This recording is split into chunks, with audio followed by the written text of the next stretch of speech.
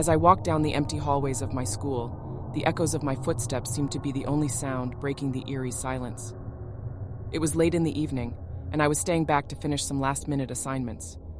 Little did I know that this decision would lead me into a terrifying ordeal. The lights flickered, casting strange shadows on the walls.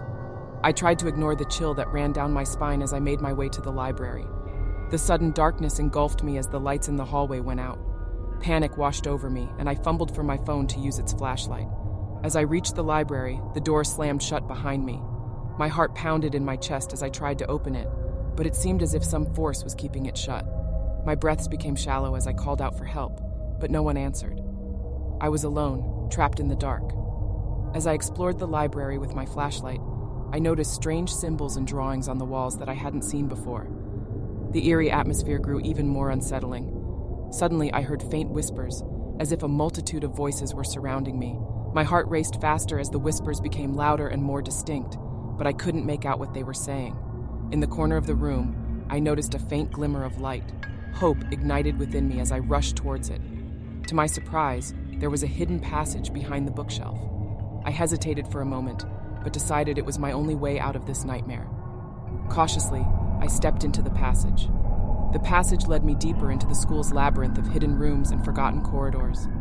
With each step, the whispers grew louder, and the air grew colder. The darkness seemed to swallow me whole, making it hard to breathe. I felt an overwhelming presence, as if something sinister was watching me from the shadows. Finally, I reached what appeared to be the heart of the hidden maze. There, in the center, stood a statue of a grotesque figure, its eyes seemingly following my every move. The whispers reached a crescendo, and I couldn't bear it any longer. I turned to run back, but the passage was gone. I was trapped, and the statue seemed to come to life, slowly advancing towards me. As I braced for the worst, a sudden burst of light flooded the room. The school security team had finally found me. The statue was just a regular sculpture, and the strange symbols in the library were nothing more than children's doodles. Yet, the feeling of dread and the haunting whispers remained etched in my memory, a chilling reminder of that terrifying night. It was a dark and stormy night when the school lockdown was announced. The rain lashed against the windows, and the howling wind echoed through the building, adding to the eerie atmosphere. We were all confined to our classrooms, waiting anxiously for the all-clear signal. As I sat huddled with my classmates, the lights flickered, and a sudden coldness filled the air. Goosebumps formed on my skin as an ominous feeling washed over me. My eyes scanned the room, and that's when I saw it. A faint figure standing near the back of the class. The figure was transparent, with a pale, sorrowful face. It appeared to be a young girl, dressed in an old-fashioned school uniform. She was drenched in water, as if she had just come in from the pouring rain outside.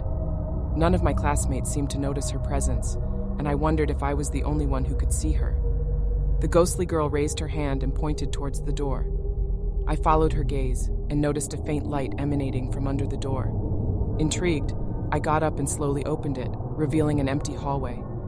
The light seemed to be coming from the direction of the school's auditorium. Compelled by an unknown force, I walked towards the auditorium. The sound of faint singing reached my ears, and my heart pounded in my chest. As I stepped inside, I saw a ghostly choir of children dressed in old-fashioned attire, their voices hauntingly beautiful, yet filled with sadness. I recognized some of the faces from old photographs displayed in the school's archives. They were students from decades ago, who had tragically died during a school lockdown that occurred long before my time. Their souls seemed to be trapped in the school, reliving the terrifying events of that fateful night.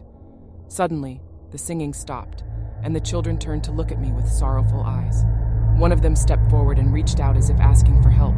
I wanted to comfort them, but I was frozen with fear. The atmosphere grew colder, and the girl's sad expression turned to anger. In a chilling chorus, they began to repeat the words, "You let us die, you let us die," over and over again. The accusatory chant echoed through the auditorium, and I couldn't bear the guilt that washed over me. I hadn't been there to help them, but their spirits seemed to blame me for their tragic fate. I ran back to my classroom, slamming the door shut. The lights flickered back on, and the coldness dissipated. My classmates looked at me with concern, but they hadn't experienced what I had just witnessed. From that day on, I couldn't shake the feeling of being watched by those ghostly children, a constant reminder of the dark secrets hidden within the school's walls.